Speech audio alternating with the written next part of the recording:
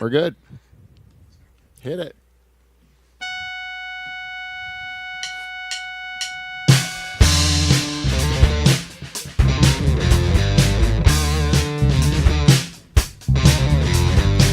I want a girl with a mind like a diamond.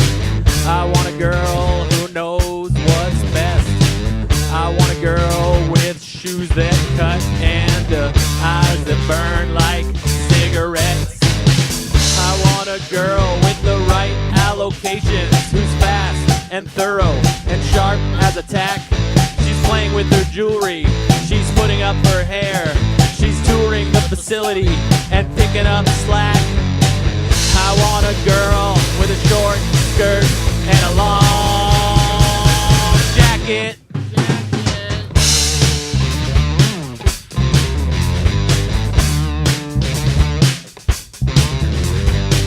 I want a girl who gets up early. I want a girl who stays up late.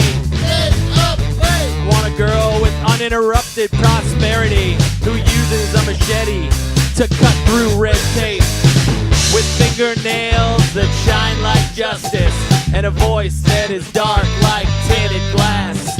She's fast and thorough and sharp as a tack. She's touring the facility and picking up slack. I want a girl with a short skirt and a long jacket.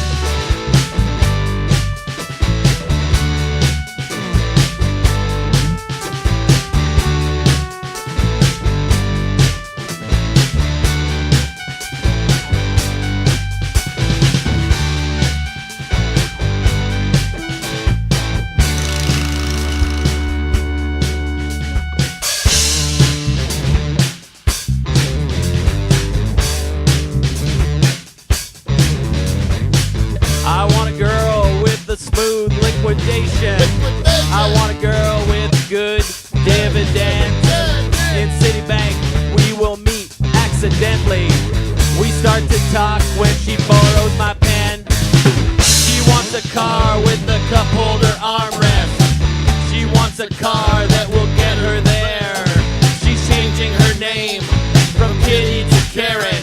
She's trading her MG for a white Chrysler LeBaron. I want a girl with a short skirt and a long jacket.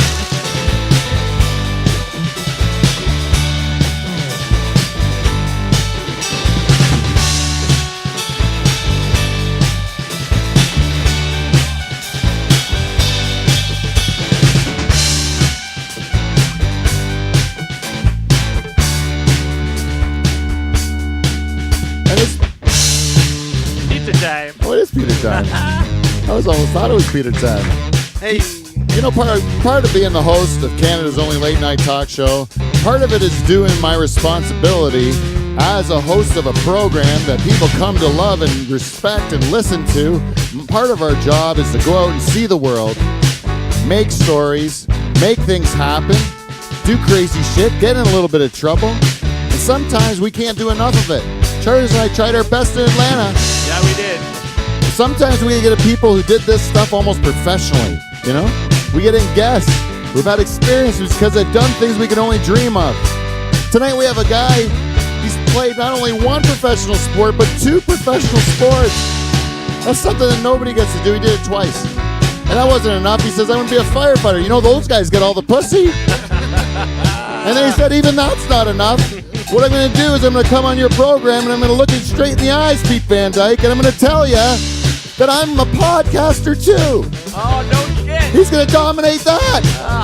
That's the only thing I had on this guy. Nathan Perrott is here, everyone. yeah. But there's only one way we can start talking to him, and that's, you know what that is, Dave? What's that, Pete? It's a theme song. Oh, you joining right in, Charters? 1, 2, 3, 4. 1, 2, 3.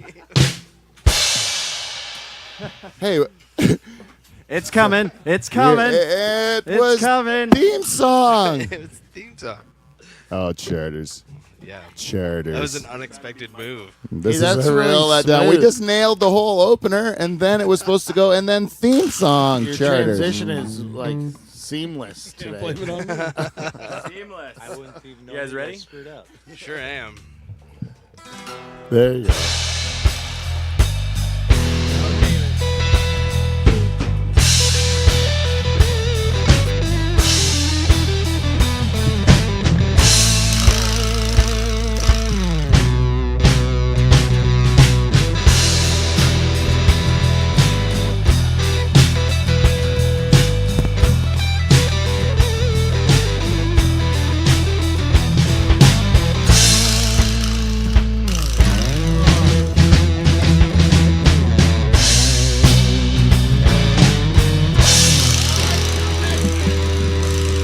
It's so easy, and I miss it like consistently.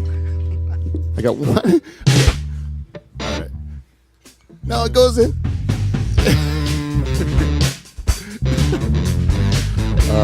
Welcome everybody to Live from the Dutch Hall. We are Canada's only late night talk show and the greatest podcast ever to come out of a pool shed in Pine Grove, Ontario, bar none.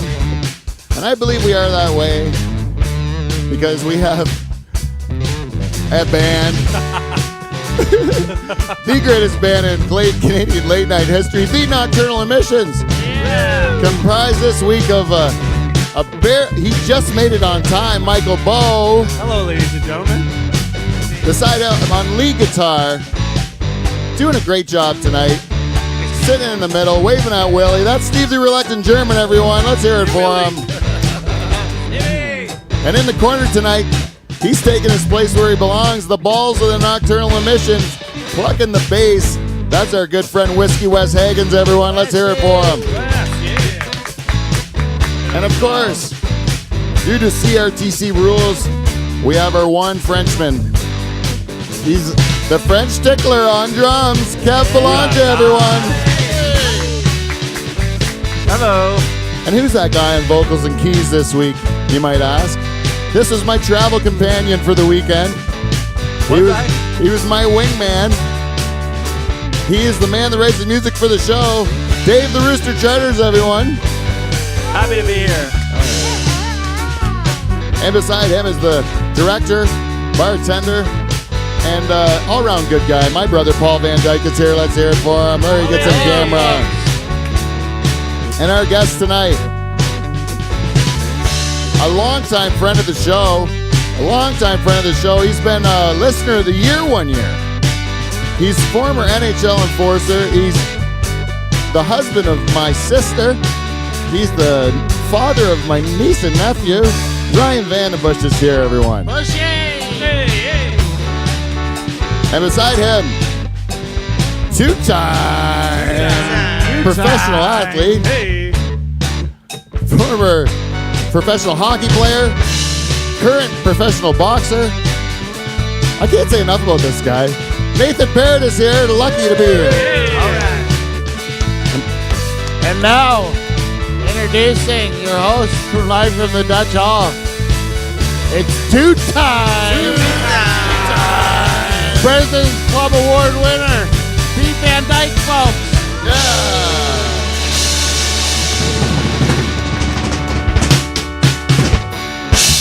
There we go. Nice. That's it. There we go. There's spaces in there. There was. Yeah, but you know what? All the parts were killing it when we did the parts. I really liked it and hated it. We had a little speed bump there in the middle. No, it's a little dead air. But you know what? You're going to learn this in podcasting too, Nathan, is that, sometimes you suck. You just suck balls. But the stuff that we did good, we did really good. Right? Don't you think, guys? Oh, yeah. All in all, we whipped it together. No time flat. We're putting on a show.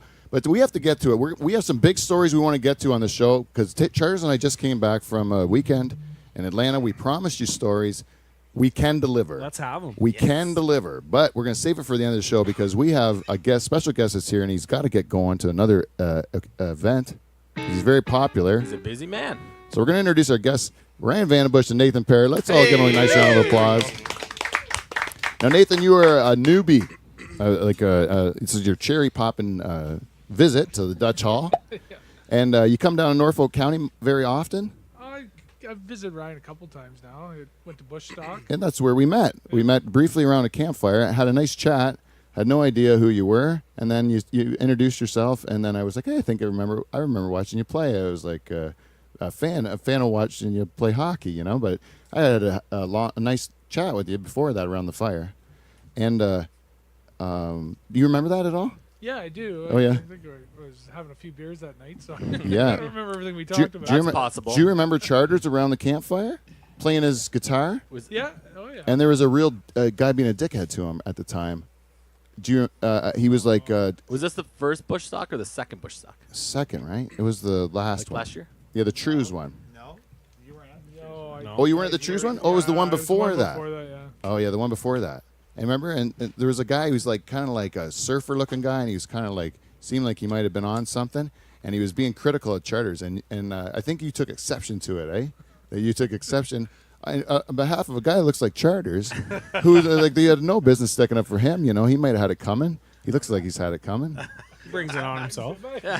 I remember you coming to me that night saying, "Bush, I almost beat the shit out of someone at your party." Oh, really? Did I really? And it wasn't you, Charters. It wasn't you. It was I was oblivious to all of it. I was just Someone having he was sticking up for you. Oh, yeah. thanks It was a lot, man. in your honor, Charters. In your honor. That's amazing. Nathan Perrott, the enforcer for professional hockey clubs, including your beloved Toronto Maple Leafs, was going to be your enforcer because That's amazing. some guys may addict your I own. got a new story for work tomorrow, don't I? Don't you? Right. That's something that makes you feel a little bit better, right? You're goddamn right. That's a professional enforcer that almost enforced for you, right? I really appreciate that. So how do you like? I always am curious because we've been lucky enough. I think the most interesting people in hockey are guys that are on the fourth line or backup goalies. Those are the two guys that get the job due to character, which is and talent. It's always the two, right? Like it's always the two. But those guys get it on character, so they're more interesting to talk to because they're character guys. They're the guys that's their strength to get that job and keep the job is because they're like solid people. Would you agree with that assessment? Oh yeah, like when you have to fight to get any ice time, like literally fight. You know, Yeah. you gotta sit there for 20 minutes between shifts. And I remember Coach tapped me on the shoulder, "Go get us some energy." And you're like, I have been sitting here for 20 minutes. I can barely stand up right now. Yeah, And my you legs gotta, are like, cold. You and- know, you find ways, but you become the defender of your teammates and the team, and you have to have a solid character to do that. You know, someone. But when you takes a were shot at you guys. when you were like a young kid, Nathan, like did you play hockey and were you like a skilled guy? Were you like quite a bit more skilled than the rest of your team, or were you? I was brute force. Like I took the puck, I went straight down the ice. I just run guys, and then I'd be able to go to the net. And shoot. Just- I had a hard shot, and I'd score. Like I scored a lot. Like Bantam years, I had 60 goals both years, and I actually scored 30 goals in the O. You must have had great hands too to be able to go through guys like that and come out with the puck. You got to be able to, Yeah. you know. I Brute just- force. Yeah, I tried to use intimidation. Where Yeah. like the puck was scared to leave. The guy is abnormally strong. Oh, because I think and you might find it to be true with you too, Ryan. And it seems to be that like a lot like you can't make it to the like when you're in the NHL, you're one of 700 people in the world that get to do that. You know, like and regardless of your path or your role or whatever, it's even if your role is that of an enforcer, there's even less of those. There's maybe only 30 or 60 of those people in the world that get to do that job, right? Like so, like it's really like a specific company, you know. But at one point in time, all of those guys were the best on their team, or like skilled, or getting a lot of goals, like you said. And then at one point in time, you have to kind of change your strategy on how you're going to be able to keep doing it for a living, right? Yeah, like when I was playing junior B hockey, I just barely made the team that year, and the only reason I did was because I fought. A friend of mine, he was like, "Nathan, you got to fight today. You're gonna get cut." And so I ended up fighting the oldest guy. I was playing in St. Mary's, and the guy was he was like 20 years old, 6'4" guy, and I ended up doing really well in the fight and winning convincingly. And then it's just kind of that's what I did. That was like preseason kind of. yeah, like, it was an exhibition game. Yeah. So by the time you got to junior, which said B, Yeah, I was in junior B. Yeah. junior B, then that's when you assume that role. But Yeah, because I played junior C the year before in Walkerton, and we had like ridiculously tough team. And I fought a couple times, but I didn't have to. Right? Yeah. I was 15 years old, and we had like the guy named Mike Bajerny. I know he played in the Quebec Senior League. I think he's in what movie about the Quebec Senior League. Oh, He's really? on the Chiefs, but he like, and there was yeah. countless guys on this team that would fight, right? And Yeah. we weren't a great team, but if you wanted to watch some entertaining hockey, Yeah. and a couple, I was guess tough. some entertaining fights and a little bit of hockey in between, it was good. So so then you kind of change your role, and then that becomes your focus. And so then you, at some point in time, you must have it in yourself that you as a kid saw that the people playing hockey in the big leagues, and did you see that it was a possibility for you as a kid from Owen Sound or whatever, or from? I didn't even think of it as a career. I was just kind of playing hockey and loved playing hockey. And when I got drafted to Oshawa, I remember I was sitting in the stands. I was like, I didn't think I was going to get drafted like the 4th round, and I was writing down the names in a little book for a keepsake. Yeah. And Were you wearing a suit? I was actually, Yeah, I was, and I was waiting for the listen to the name be called, because the guy that was drafted right before me had a really big long name, and I was writing it down. I'm listening, and all of a sudden it's my name, right? And I was like, I didn't even register. I'm still writing down this name. I'm like, wait a second, that's me.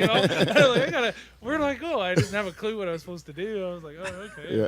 I followed the guy before me, but yeah, it was pretty funny. That is, and then once you get that opportunity, then it's just a matter of trying to do your best, right? Yeah. And then that year I was playing with Oshawa. I didn't no idea I'd get drafted to the NHL, and the general manager was Wayne Daniels, and he was like, Nathan, do you have an agent? And I was like, not really. I think he's in jail, actually. It's a funny story, but yeah, my first agent ended up in jail, so he was like, no, I don't think I have one anymore. But he's like, well, you're gonna need one. You're probably gonna get drafted. You're gonna get drafted to the NHL. You're gonna need representation and stuff. Wow, I got a few guys I can introduce you to and stuff. So I was like, oh, it's kind of like, oh, really? I guess I could do this for a living. It's kind of neat. Man, that is such a better way to do it than like any of the, I mean, that is the dream way to do it, right? Like, isn't it? Versus like going to like a minor hockey and like in summer camps, and the goal when you're like parents like instilling this in that you're gonna do, and then that it becomes a pressure thing, where you got to enjoy hockey and just like play hockey, and you just play hard because that's what you do, and then it worked out. Right? Yeah, I was lucky. Like, I wasn't skilled enough to be like a first line guy in the NHL or whatever, but I worked hard, and I hit hard, and shot the puck well. But I mean, it was more just running around trying to kill people. I literally liked hitting. But there has to be something else too. Like, you must have been a coachable guy too. Like, you must have been willing to adjust your game. Obviously, willing to play your role on the team, willing to. Sit or be a scratch sometimes. I imagine. You gotta assume your role. There's nothing you can do to control it. All you can do is control what you do when you're out there, right? Be ready for your next shift. But listening is the key though to be a hockey player. If you don't have the ability to listen, and when I was young, I was a bit of a I had ADD or something. I didn't really listen when I was young, but I never made I was always playing house league until I got to Bantam hockey, because I wasn't really coachable until I figured it out later. But I gotta listen. And wow, once you get that, that's a really cool story, though, eh? Yeah. About how that and that is, but that lesson though, to listen, and I learned this from Ryan actually when I went to watch Ryan in Chicago when he was playing for the Blackhawks. He went to practice, and was hoping to play that night because we had come to watch him or whatever, and he was told he wasn't going to play.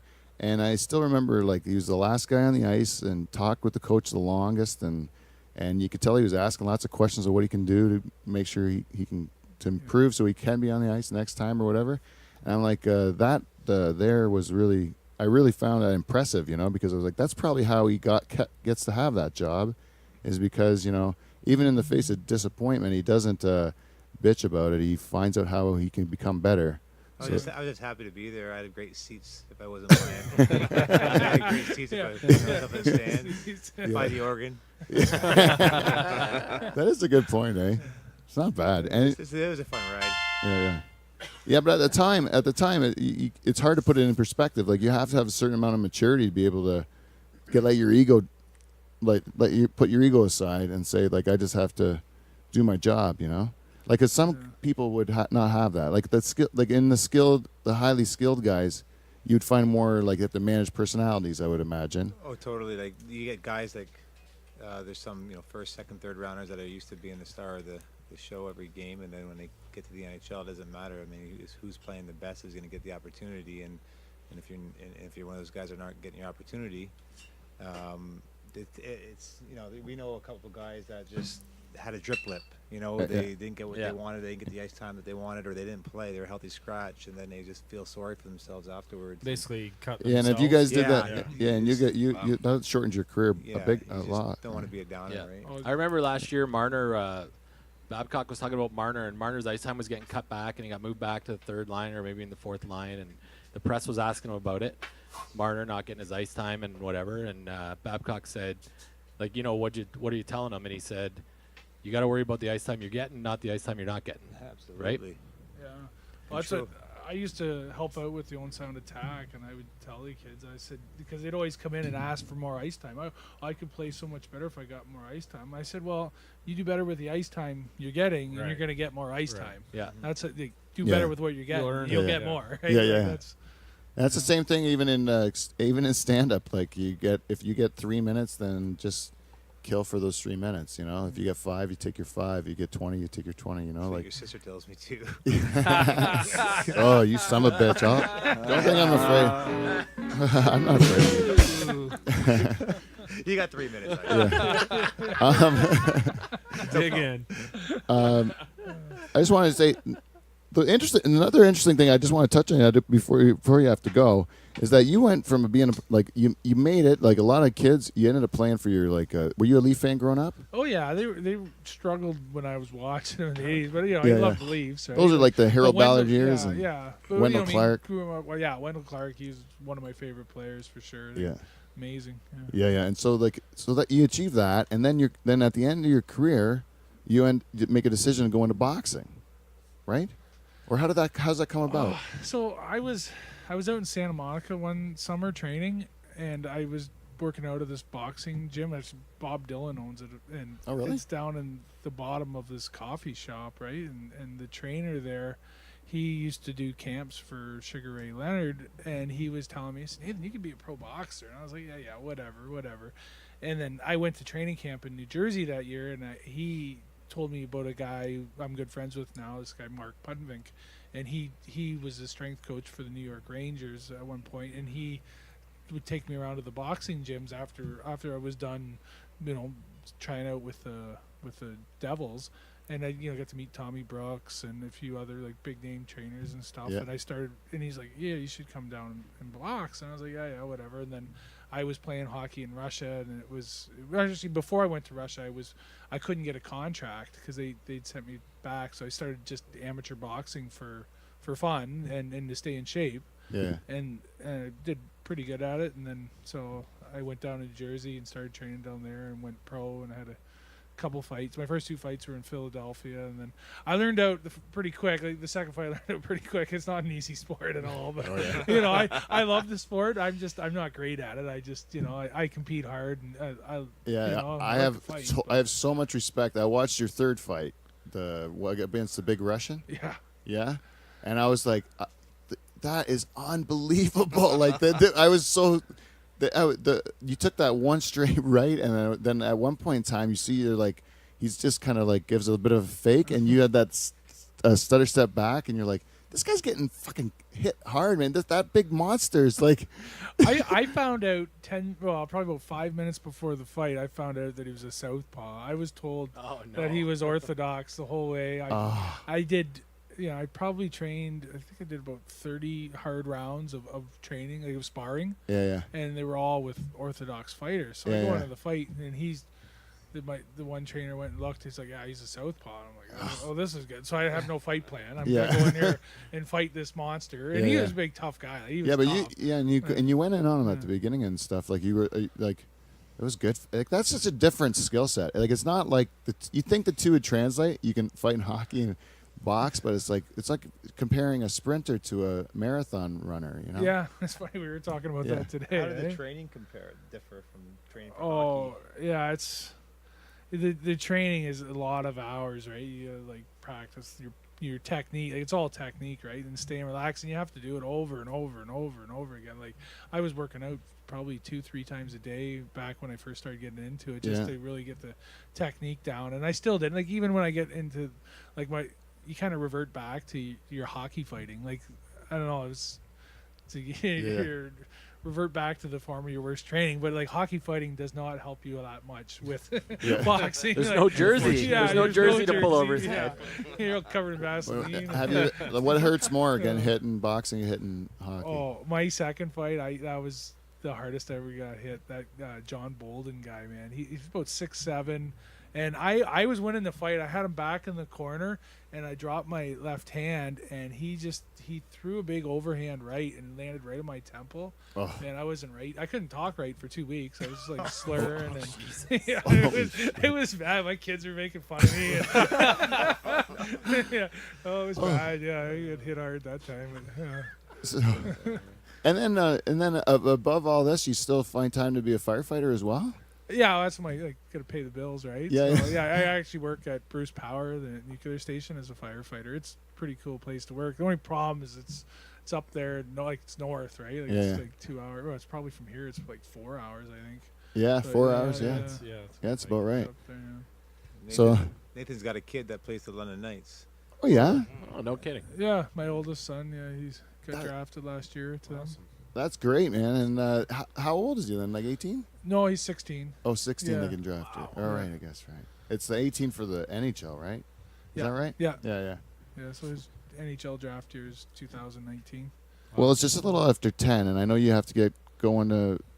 Yeah, I got a little bit of time. You do have a little bit of Yeah, time. yeah. Okay, because I didn't want to make you guys late for anything, but I do have a couple more questions. And first of all, I did want to ask one thing. Like a lot of the questions I've asked at this point in time, have they been hacked? Have you heard them all before? Are they mostly common? Like you have a certain story, so people must ask you the same story every time you go, right? Yeah.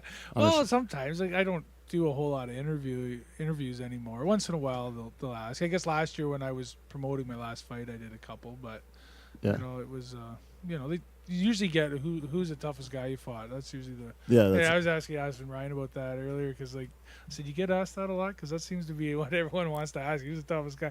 And the one thing I know is they were all tough. Sometimes I got lucky, sometimes I didn't. Yeah. And It could have easily have happened to you if it went the other way. You know. exactly. Yeah. Did you ever fight Ryan?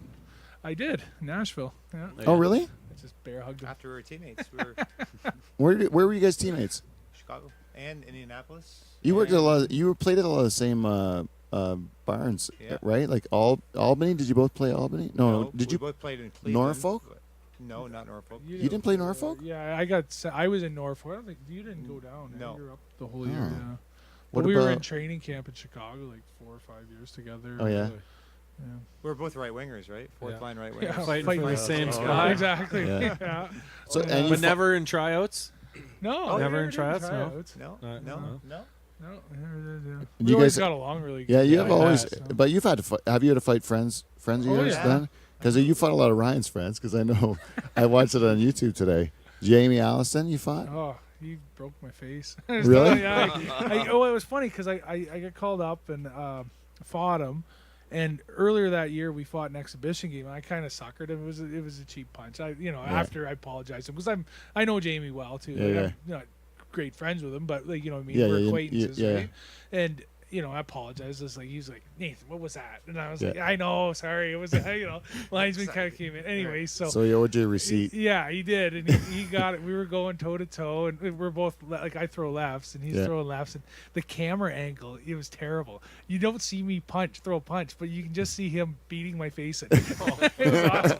But anyway, but he broke my orbital bone, and there was like this thick line of blood from the center of my eye all the way to the corner, right? And it was there for months, but I didn't say anything. I should have had a steel plate put in or something because you can feel where it's all messed up right there. But Oh yeah. yeah, that was that was the only time I ever had a bone broken in my face. I think, other than my nose, that broke all the Yeah. time. But yeah, I always think it's funny. One time I asked Ryan how many times he broke his nose, and he said this year. That's what his answer was. You guys both fought Brashear, right? Did you both fight Brashear? And he's does boxing too, I think, and He did or MMA. MMA. Yeah, he was MMA. doing MMA for a bit. Yeah. he was a greasy fighter to watch. He was always a bear hugger. He never let you do nothing. He went through phases. Like, he started off as a bear hugger in the minors, and then I think he changed his style. And then near the end of his career, he's bear hugging again. Yeah, I think Yeah. because I think he got some concussions from what I understand. I don't know if that's true Oh, or yeah. not, but like you start getting hit with some hard punches, And you don't want to do and it you anymore. kind of changes your style. But Yeah, no doubt. you're like, wait a second, Bring it in. Yeah. yeah, maybe not Ryan though, right? I was always told just throw. you can't fight like that, Ryan. Yeah, Ryan was the best. You're the best at taking him, I think, that ever I lived. was a brawler. He had- Give it, take it. The year we played in Indy, it's one of the best fights I ever seen. Like he went toe to toe with Mel Engelstad in Kalamazoo one night. It was by far the best fight I've ever seen. Just throwing bombs at each other. You could just see them. Just both of them were connecting. Like just right in the face. You could hear the smack from the bench, and all of a sudden Ryan caught him at the end, right in the chin, and dropped him. But they probably both took about, I don't know, 12 to 15 solid punches in the face. I was like, oh my goodness, I don't. Yeah. But he won. It was a good fight. Yeah. For watch shows now, I feel like I get a headache when I watch them. Yeah, you probably still have a headache, so yeah. Yeah, so I got like, what else did I want? Oh, there's one, I want to do one thing, so because you get those questions all the time. Those are the easy ones, right? So now I wanted to ask you questions that you've never been asked before, okay? I have to get 3. Okay. Okay, and you guys can pipe in if I strike out. First question, okay? You have to tell me if you've been asked this question before. You don't have to answer it. Okay. Okay. Which Muppet would you most compare yourself to? Muppet. Which Muppet? Muppet. Oh, gee, that's a good question. Yeah. You have time to No, think. I You got haven't- I anything haven't of seen music? the Muppets in like. Mm. since You I might need to was- give you. I can give you some names. There's Yeah. Ralph, Yeah. and then there's Kermit the Frog, Miss Piggy, Fozzie, Swedish Chef. Animal, That's right. Those two old guys at Beaker. the opera. Yeah. There's that Yeah. Fozzie Bear. Did I do Fozzie Bear? Fozzie Bear. That's what I think I like. Fozzie Bear? There you go. Okay. No, never been asked before. Fuzzy. Never been asked. that Okay, question. next question. Please quickly rank the order in which you'd like to bang the Golden Girls.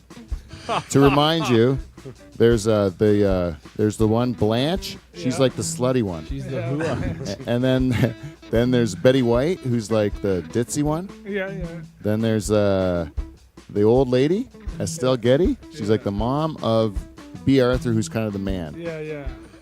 So I'll go with the old one there first. Ooh, I like it. He likes spirit and Veteran move. spunk. Veteran move. Yeah. Yeah, then Betty White. Yeah. Then what's with the Blanche? Yeah, Blanche. And then I'll do Blanche a second time. Leave B. Arthur. That's a perfectly answered question. That is a perfectly answered question. I really enjoyed Blanche that. would go twice. I Oh, think. yes. Final question. Also, you've never been asked that before, right? No. Okay, and final question. Toilet paper, should it go over the top or along the bottom? Depends if you got cats, right? Ah. Wow. Again. A very insightful answer. I usually don't like, but it's a very Never heard correct- that answer before. I You've never never s- heard the That's a question, good and I've never heard that answer before. Yeah, it's so quick, and it totally changed my whole way of thinking because I'm a big over guy, but I have a cat. Does he not pull it down? Yes, he does. Put it under, and he won't be able to pull it down. God damn it! I've been thinking wrong this whole time. That's why we play this game, right? That's why we do the game. So we're learning, right? Wow. Well, anyways, that's great. We have Charters and I went on a big road trip this last weekend, and I always think about you guys that get to play in the NHL, and like if you get to go on like 41 road trips, road games, right? So that's technically 41 guys' nights out, right? Right? Yeah. Plus exhibition. So like a plus normal playoffs. guy like me could do like once a year maybe. I get away with it where I can do something stupid with my buddy Dave and like I just did. And then but you guys could do it like 40 times. So the stories you must have are like crazy, right? Like way more than the average person. Plus you all had money. Plus you all had all these things, right? But how many times out of the 40 the away games, Does it ever wear off? Does it ever wear off where it's not cool? Like for us, because you have a real job and everything now, Nathan, right? You're a very normal person now, right? Kinda. And then but you know how to get away from the kids and go out and just do something fun, like when you have all this stuff going on in life. That doesn't happen very often. It's pretty exciting now. Yeah. But when you were young and it happened all the time, there was ever a time you didn't really appreciate it like you would. Well, we're mostly like airport, arena, hotel, airport. That's what I was gonna say. How many times did you actually get to let it? Like, not that you're allowed, but you guys. How many? Like, how many out of? When we were in Chicago, they didn't have their own plane, right? So we had to fly commercial. You remember that? Oh yeah. And so every city that we went into, we stayed overnight in. So and you left the next morning. Right. So you can fly commercial past 11 o'clock. That's what I'm talking about. Yeah. So those days were like really rough because after the game you go out, you just do whatever. You know, you have a bite to eat, and you just. I mean, it could be a Tuesday, whatever, and it's fun like at first, right? Like it would be really fun at first. Yeah, it gets old real fast because it's tiring. Yeah. Right? Yeah. So then the 9/11 happened, right? And then they made it mandatory the NHL to each charter their own planes, and so we were in the city, game, on the bus to the airport, gone. Oh, okay. Home that same night. But Same night. Road trips. Would you get like the nights that you could go, maybe go out and have a few more? Is that when you had like an extra day off? If you're lucky, you had another day off, and then you could say, okay, tonight we're gonna go out after the game because maybe we just got to practice or whatever tomorrow. Yeah. Yeah. It's usually they kind of let you know when a good. They time give you a is. heads up. Yeah, Usually you're winning at that time. I assume you get the green light and away you go. I remember one time. I'll tell a story. I was playing, and we had lost 15 games in a row. We went from first in the league when we were in Indy, right? Who's this with? Indy? Indianapolis, and we went from first to last place. And we were playing a game in Vegas, and we went in the shootout, and everyone's sitting there waiting. And we have a game the next afternoon in Utah, and we're flying out like 6:30 in the morning, and everybody's waiting for the coach to come and call curfew, and he walks in and he says, "You know what, guys? Sometimes you gotta know how to play guilty," and then walked out. No way. Yeah. And it was funny though because our goalie, he was Jeff Sargent. He was the only guy that didn't go out, and he absolutely stood on his head. I think he made 48 saves next day. We had 12 shots on net. We ended up scoring. One got I don't even know how it went in. It was just lucky goal. We ended up winning the game 1-0. Yeah, we got the win. Coach just looks like a genius too. Yeah, it was a rough game though. It was, That's funny. Have you ever gotten so bad in practices where you have to cycle yourself back on the line? You can't like even do a drill. Just like hide in the corner. You're no, you go ahead. Yeah. Spray yourself with some water so it looks like you're sweating. Yeah. That was Charles and I on the Sunday of the music festival we went to. Oh God. Yeah, we were just trying to fucking That's get the through a longest day. day ever, man. Oh, why did we show up early to the park that day? That's the one day we show up for the entire thing. Because we couldn't stay in the hotel anymore. Yeah, it was smelled like horrible. tequila. How many bands you guys see? Oh, a lot, man. Yeah, I don't know, 20 maybe. Oh, Really? There's probably 60 at the festival. We saw a bunch. Yeah. Now, did you bounce around a bit, or like obviously bounce around, but like full sets or like? Yeah, it was super cool because the way they had it set up, they had two main stages, and it was like they would alternate 1 hour, 1 hour, 1 hour kind of thing all day. So you would like one band would finish, and you walk over. It was like an exodus to the other stage. Yeah. Yeah, and then they had like two smaller stages that would work the same way. So, like on the other end of they're the park. offset. Yeah, so offset. that you could see everybody if you wanted to. Yeah. Yeah. We went once to a tent and we saw Andrew WK. Do you know Andrew WK? Yes. Let's get a party started or whatever. He's got the picture of him or with a bloody punched face. in. Yeah. You know him? Anyways, that guy has a following. He had a huge following. Everyone in the crowd knew all the chants and all the. Yeah, people were going crazy for that one. And then we saw, but that was the only one we saw there that was any good, right? I think so. I feel that way. I don't know. Yeah. It's kind of a blur, to be honest. A lot of it is. We don't want to spoil it though. Okay, it's 10:15. You still cool? Yeah, I could be a little late. Okay. We're good. We're good. I just didn't want to go. We do have a segment that we call feedback. We got feedback. You mind if we get to it? We got feedback. It's feedback.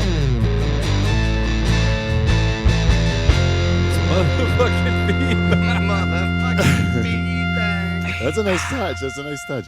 Welcome to Feedback. We got feedback, everybody. This week's feedback is brought to you by our good friends at Amazon. If you'd like to, please go to our Live from the Dutch Hall website and make sure your ad blockers are off, and then you can do your Amazon shopping, and a little bit of that money will come back and help the show. And we've used all the money to buy all this equipment that makes this happen, so thank you to everybody that does it. And thank you to everyone who's provided us with feedback, because you telling us the little things that you think we can make better, it does actually make us work hard during the day. Kevin came in early and been working all the time to try to help our sound, and we're going to keep doing it until so thank you to everybody who told us that, number one, we didn't shut our cameras off last week. Yes, thank you. And I've fixed that problem. Thank you to the 7 people.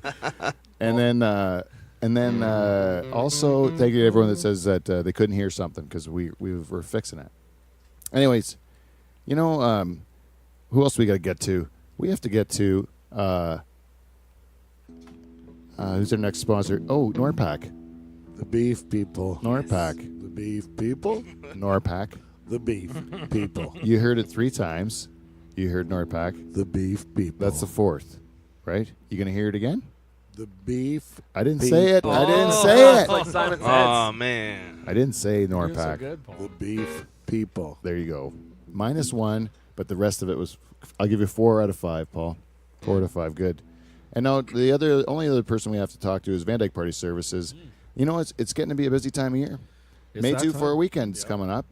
What do you? Weather's nice. Yeah. What do you do? You go out and you want to go to the lake. You want to go. You want to go open your cottage. I don't know. What do you got going on in your life? You want to go maybe to do a hike or some bullshit? Celebrating the Queen's birthday? Huh? Stretch your legs. Yeah. You want to rejoice in an old dead British woman who treated poor people like shit. That's your choice. Fireworks. That's your choice. Oh, fireworks! It's awesome fun. You know, it's great. Hanging with a bunch of people and blah blah blah. I don't know. It's cool and stuff. But you know what make it better, Paul? 5 and 29 Van Dyke first cousins. Yes, between 5 and 29 Van Dyke first cousins, and they will come as long as you give us an email, livefromthedutchhall@gmail.com. We will send you those between 5 and 29 Van Dyke first cousins, and whatever you're doing May 2 for, it's just got way better. You're gonna have the time of your life, and all it's gonna cost you is $100 of cold hard cash plus all of our expenses, which will be very dear. Oh, yes. Ooh, it's gonna cost you a bunch that weekend, but you're gonna have the time of your life. And if you're not 100% satisfied, we'll give you that $100 back, no questions asked. But those expenses have run through our bodies and potentially yours. Van Dyke Party Services, Don't live your life in regret. brought to you by Clean Flow. Best sponsor ever. Clean Flow, Yeah. what up? Best sponsor ever, except for one thing, Clean Flow, you forgot. You put your money on the wrong horse betting on charters to write commercials for you. That's what you did wrong, Clean Flow. This guy has come up dry week after week, just like he did at the weekend. I said, whatever I do, charters has to top. Whatever I do, charters has to top. Remember? And then I'll top charters and it'll Right. keep getting better. Well, I topped him. I won. Yeah, you did win. Cleaned up. did. What has he got? Nothing. Where's the videos of the cartwheels? Cartwheels. That was I did push-ups with a bum. Does that count? No. That's true. I have That's a an video. athletic. It's pretty good. I have a video of that. Something. Did you beat him? Yeah, I could kick his. I would have kicked his ass. That guy was the best. He was a good guy though. He's Yeah. an awesome guy. Anyways, I think we have to get to one last person. She gives us feedback each and every week because she listens in her cheese shop in Delhi Ooh. called the Second Mouse. It's delicious. Her name's Teresa, and we call her the Cheese Lady. Let's check on her.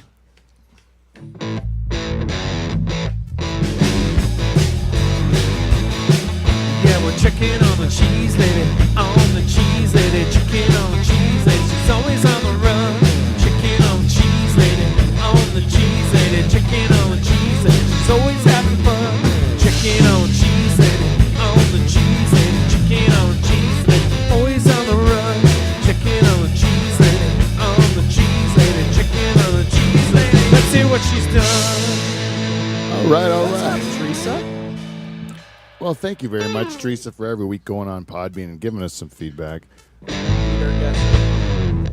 This week, I want to say, what's the podcast called, Nathan? It's a barnburner. Barnburner.ca. Look up the barnburner.ca. Check it out. Nathan Perrott. The Breakaway. Is that what it is? Yeah. They do it right? And thanks to Ryan VandenBussche for coming in.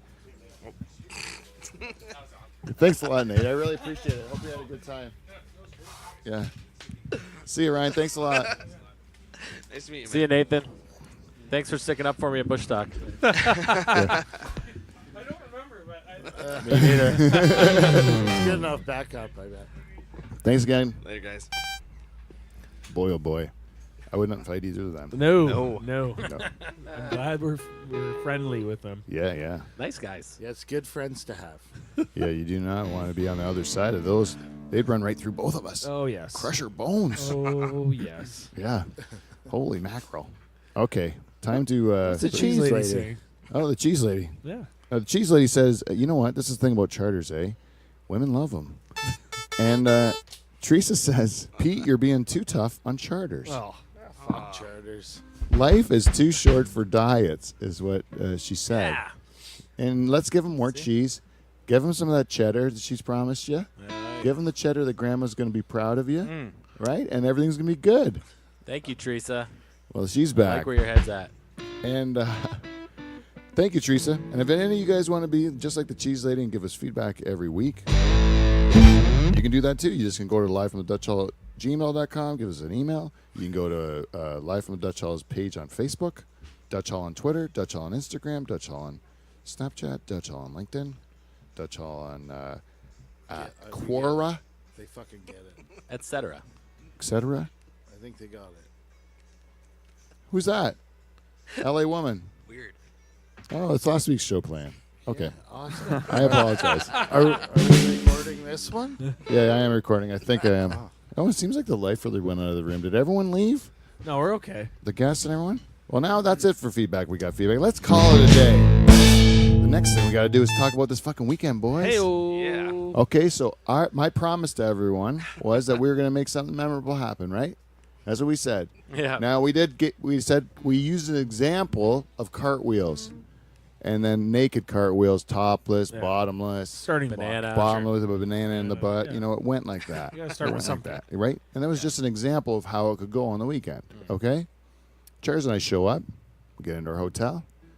Beautiful place, right? It was a real nice place. Real nice place. We met a real nice cab driver, and Lift or cab? Lift. Yeah, it was a lift. I went left, and then we get to the Dave goes Uber.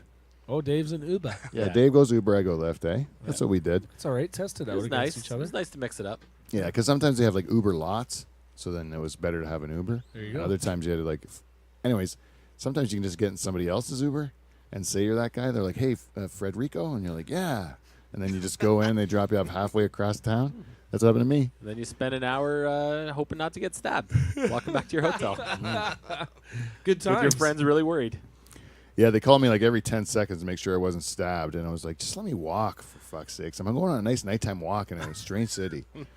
Christ, we're in like We get there. Our Lyft driver was awesome, and we're going to the hotel. And I said, you know what? We're in Atlanta. What you got any advice? You live here. What's some advice? And the one piece of advice she gave us was, whatever you do when you're drunk, don't walk around alone. Stay together because you're gonna get robbed and stabbed. Working past. That's what she said. yeah, that's what she said. There's a bit Robbie and Stabby in certain parts of town. Stuck in my head. That'll get you. Yeah, so anyways, that was true, and I did get dropped off quite far from my hotel because I said, no, my hotel's right around here. I'm sure I'm in this neighborhood. And then I wasn't. I was way in the other part. But it was still Midtown, though. Like, it was still like a nice part of town. Yeah, sure it was. Anyways, it was fine. It was fine. You made it. I had a That's nice trot home. Nice trot home. Let me clear my head a little bit from the evening I had on Cinco de Mayo, which was kind of the highlight because I think it was.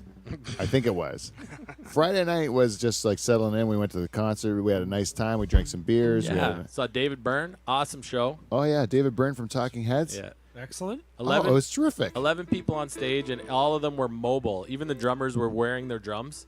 The keyboard player was wearing his keyboard, and they were all dancing and all wearing the same gray suits. It was a real performance. It was great. Yeah, it was good.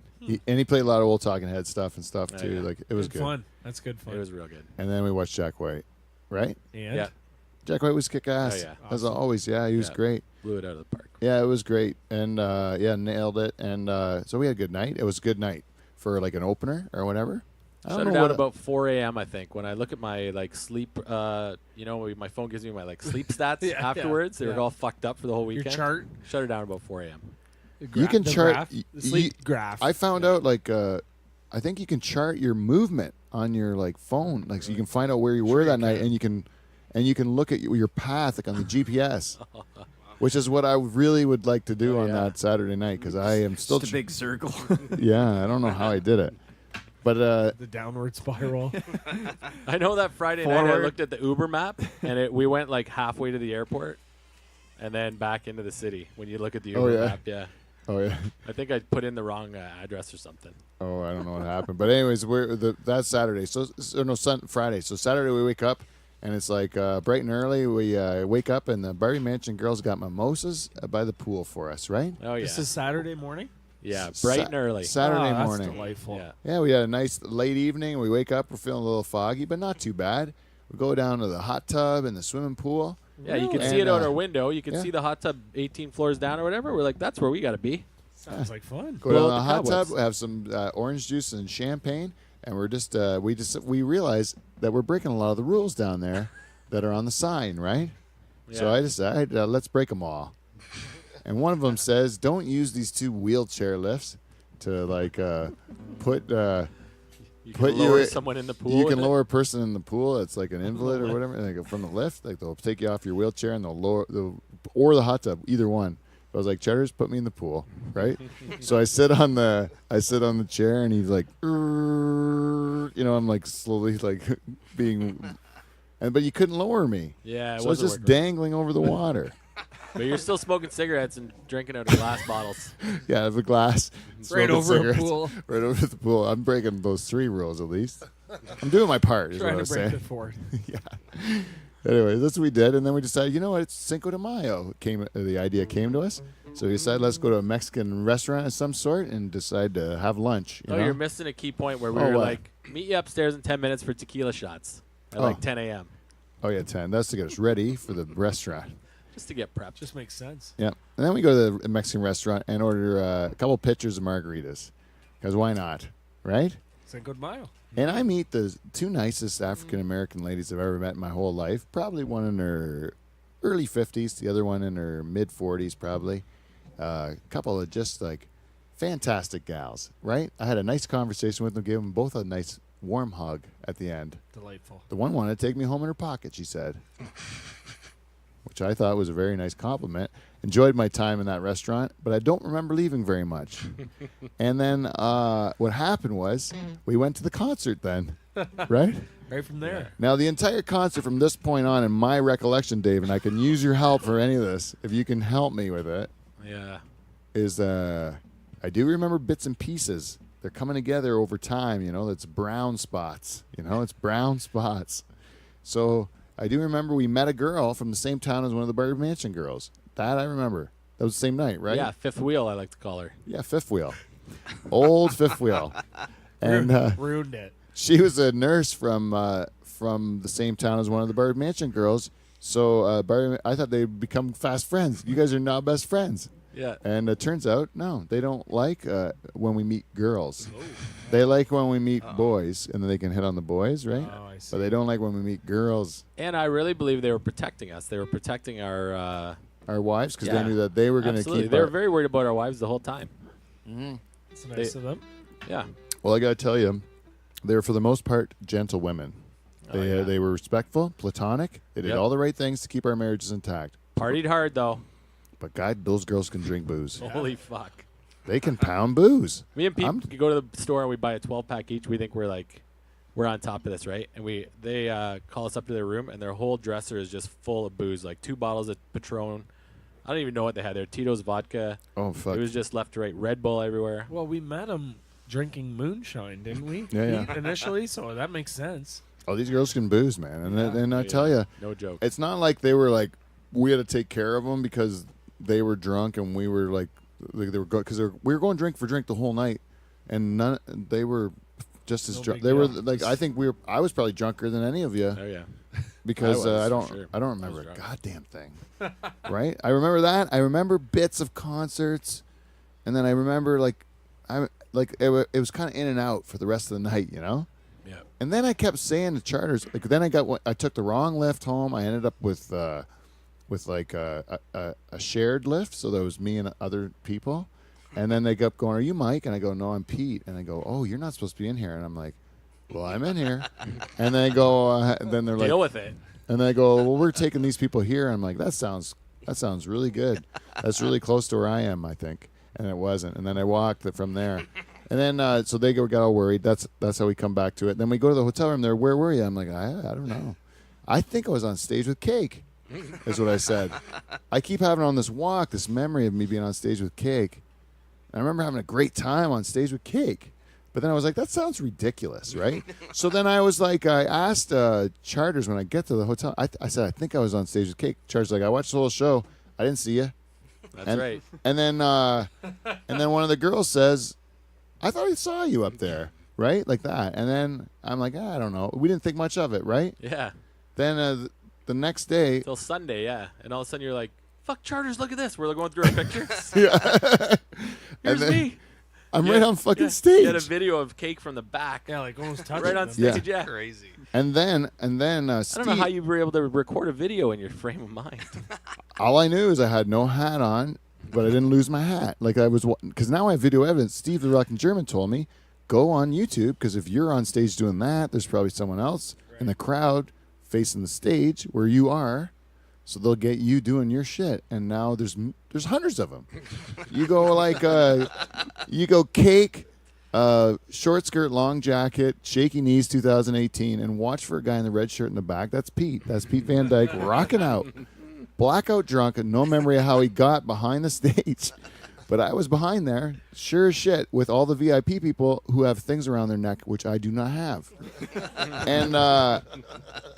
And then I remember, you can see me talking to everyone back there, too. Like, if you watch it real close, I've watched it over and over again. I even show my kids, because I'm like, can you believe what your dad did? I don't recommend drinking irresponsibly, but cool shit happens when you do. That's all I'm saying. Like, maybe it's just me, but every time I've gotten real wasted, like, I stopped drinking like that. Like, I have occasional beers on Thursdays with you guys, but even when my cousins sing, I barely drink, you know? That was over the top that day, man. This time I'm like, I'm going to drink, and holy shit. And then what? Awesome time. Yeah, everything happened great. I'm like, I know why now. It's because of the horrible sickness that follows for the next, like, week. Because I'm old now. And I drink a lot, and I have never drank that much, I don't think, in my whole life. And I'm still kind of fucked up from it, to be honest. All week. Full week recovery. Yeah. That's a good I've one. never been this hungover, ever. oh, yeah, I've been shitting blood ever since. I think this is my life It's now. a big night. That was awesome. Yeah, no, it was terrible. It was great and terrible at the same time. But if you look at the video, at the one point in the song, I'm enjoying the song. I'm rocking out. I'm in my place behind the barrier in VIP, behind the barrier in VIP. And then he starts to riff with the crowd and starts to talk about we're free or something like that. I kind of remember this in the back of my mind, and I remember like talking to the guy beside me in the dark shirt, and I said, "Look at all that space behind the band." I said, "I'm pretty sure I could dance just out there. Like, let's go dance right out there." And then the guy's like, "No, don't do that." and then I just, at that point in time, I think the only thing I said to people is, "No, don't worry, I got this." No, don't worry, I got this. So you see, at one point in time, I just jump the rail, and I just go behind onto the regular stage with my cell phone. I'm filming the full stage, and then people are yelling at me, you know, because I wasn't supposed to do that. And then I just keep turning around, telling them, no, I got this. And that what that does is it stuns them for a bit. It stuns them. Maybe he does got it. Does he have it? Is he supposed to be doing this? Mind you, I am not wearing any identification like everyone else, and I am just wearing a red T-shirt that says booze, tobacco, dope, pussy, cars. That's what it says on it. That's what I'm wearing. And they're like, he might have this. Because a number of times I turned back to him and I told him again, like, no, I got it. Right? But I never, like, I waited till the song was over before I went back. And I could see when I'm going back, I'm jumping over again. I'm going like, no. I was good. You know, like that. I told you I'd be good. I was good. But I don't know what happened. The whole time when I'm watching it on my phone, my heart's stopping, like the next day. Because I showed you the one, and then I found another one even closer where I jumped the rail, and I'm like, holy shit. And I keep watching me jump the rail, and I'm like, it's all on my phone. And I'm like, I'm eventually going to get, like, tackled and the shit beat out of me.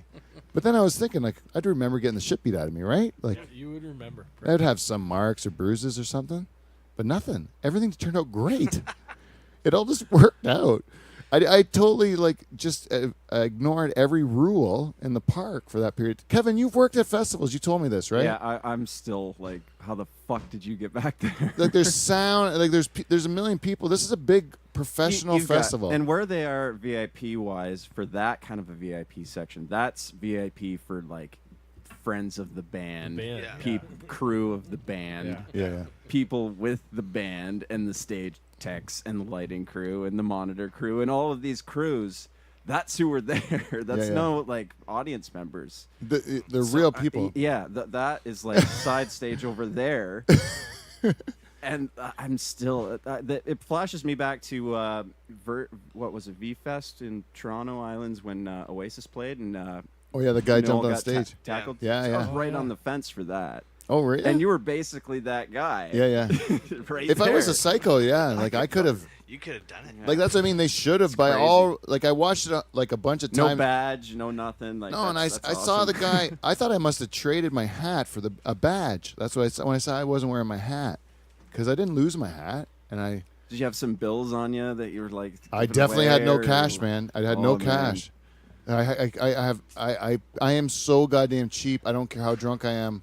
There's no way I would Like pay you, money You to do bump it. one cable.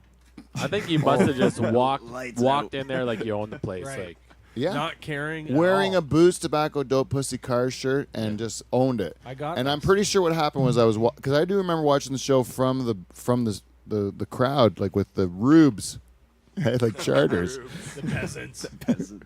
But I remember I was out there watching it, and I think I had to go to the washroom. And I think what happened was I went to the washroom, and on the way back I just walked into that, because there was a VIP tunnel, right by the side. yeah. And I think that's what I did. I just walked the wrong way, and I just, Oh, Ended up look at on this. stage. and then I'm like, here. I think I'm on stage. I think, because I do remember being very surprised that I was on stage.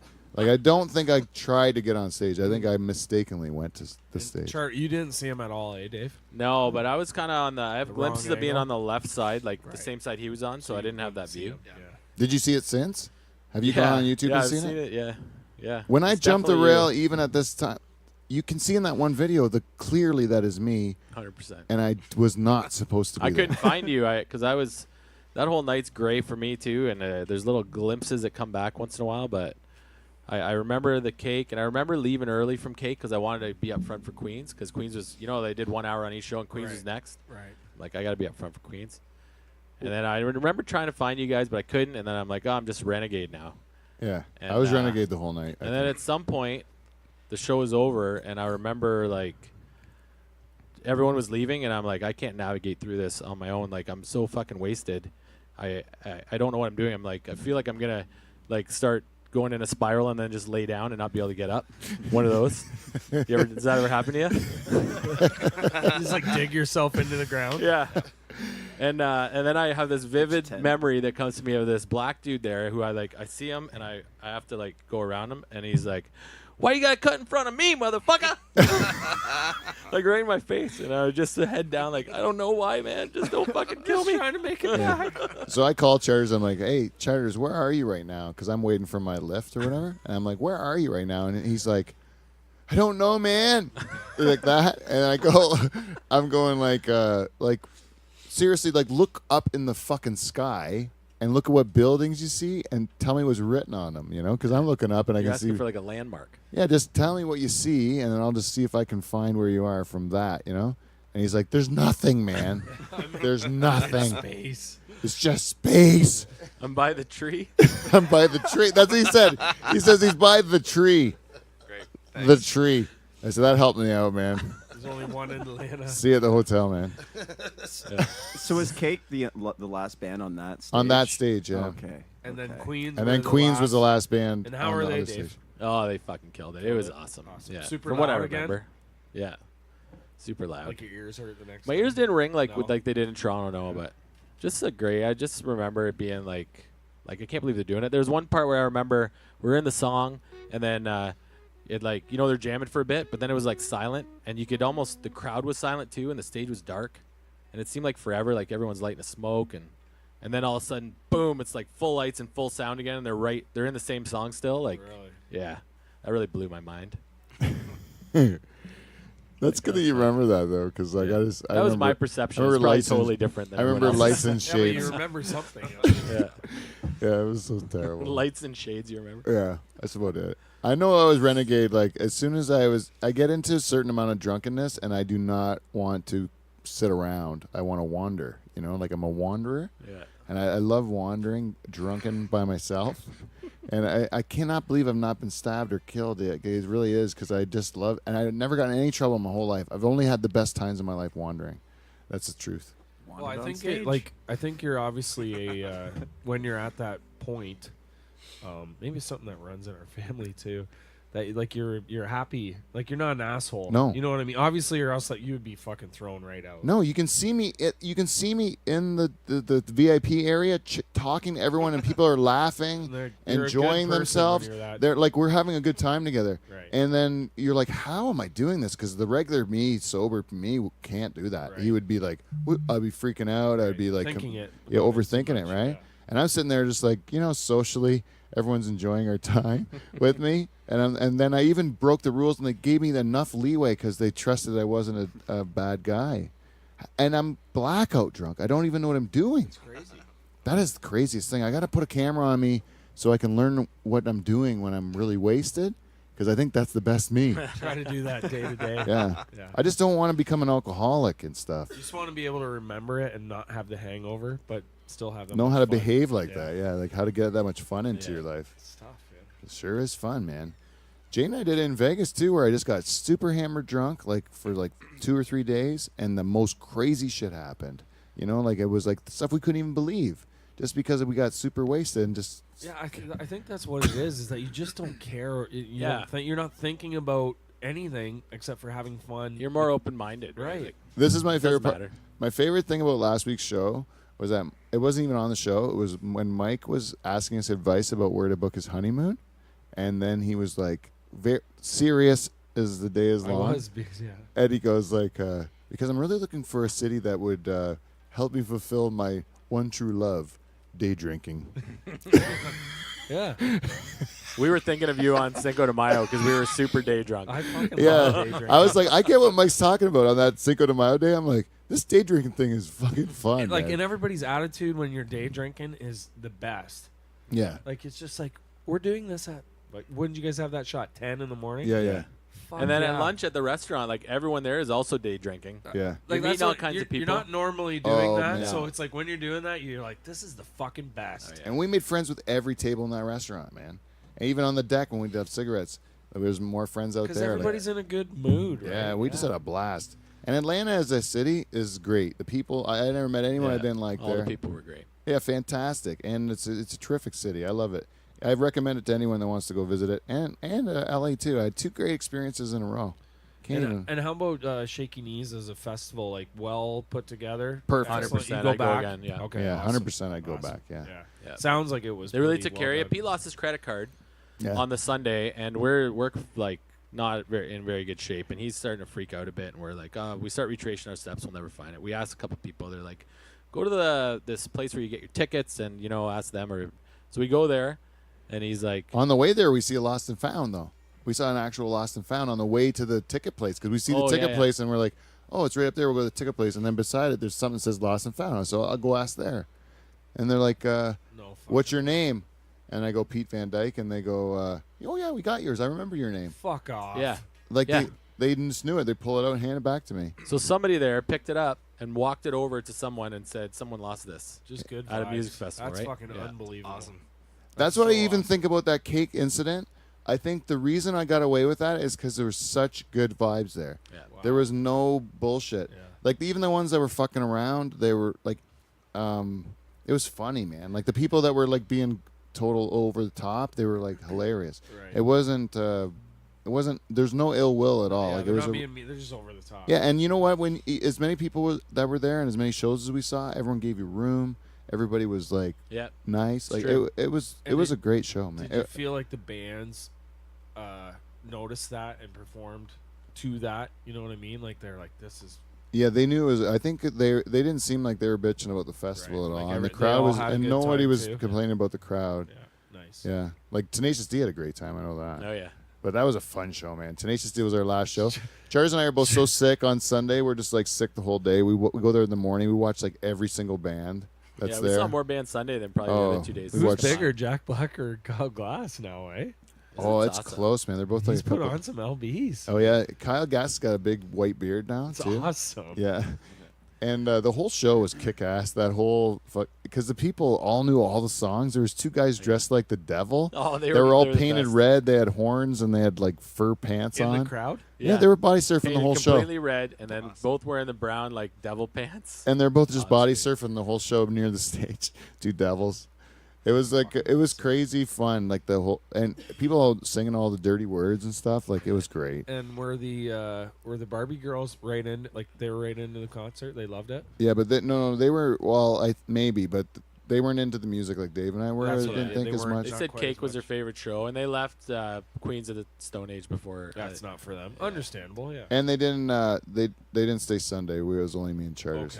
Okay. Yeah, Cool. we just had a 2-day date, Yeah. and then Charters and me were just like looking for shade all day, and then like place to lay down. trying to figure out what could, and then finally we found Ford had this thing where you could go and sit on a pillow while you charged your phone. And again, I didn't like sign up for nothing like you're supposed to. Did you? Yeah, I signed up. Yeah, I didn't. I just sat on the fucking pillow and looked at people like, if you talk to me, I'll kill you. And then nobody talked to me You at all. weren't so friendly. I that sat on day. the pillow in the shade, and I was just like, I'm waiting for Tenacious D. It's like, and as soon yeah. as that show was done, I was like, let's get back to bed. Like, fucking right now, I'm dying. You know what else they had there? They had a trailer, like one of those silver. What do you call those the camping trailers? Airstream? It's like an Airstream trailer, and they were giving out B12 intravenous vitamins. That seems like I it's. think those are everywhere now. mandatory at Yeah. concerts now. Yeah. Are they really? Yeah. Like intravenous. There was some guy in 'Cause scrubs people there. Like, do what you guys did and need to survive. yeah, we We didn't do it. should've- I was kind of scared, but maybe we should have. We should have done it. I was my only regret is not getting an interview shot from someone in a People trailer. are like, I wouldn't do that. I'm like, fuck. I would if that would cure that hangover that you guys had. Yeah, I'm in. I would have done anything for it. Fuck Yeah. yeah. Next time. Yeah, I don't know. Next time I'll take like 50, like, Give as me many double. as you can give me. Yeah. Yeah, whatever takes us away. Yeah. Oh, I gotta pee so bad. Should we just end the show? Yeah, I got to pee too. Yeah, you want to just do that? We'll just do it. End the show. All right. We want to thank Nathan Perrott and Ryan VandenBussche for coming and being our guests on today's show. Yep. We'd also like to thank all of our listeners, not only for providing feedback, which is awesome, but also for being just the greatest listeners in the world. We couldn't be happier to have you guys. So thank you. Tell your friends and keep supporting our show. We love you. Until then, we will see you NT. See you next Thursday. That make you feel What? all warm and fuzzy.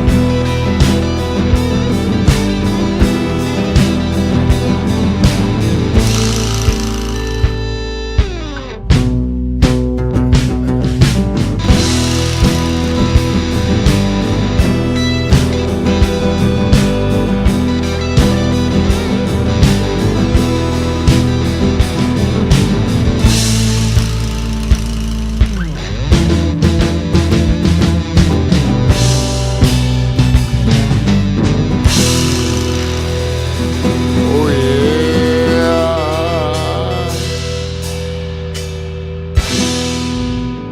yeah. And to anyone who's watching at home, this is the point in time where we shut off the program, right?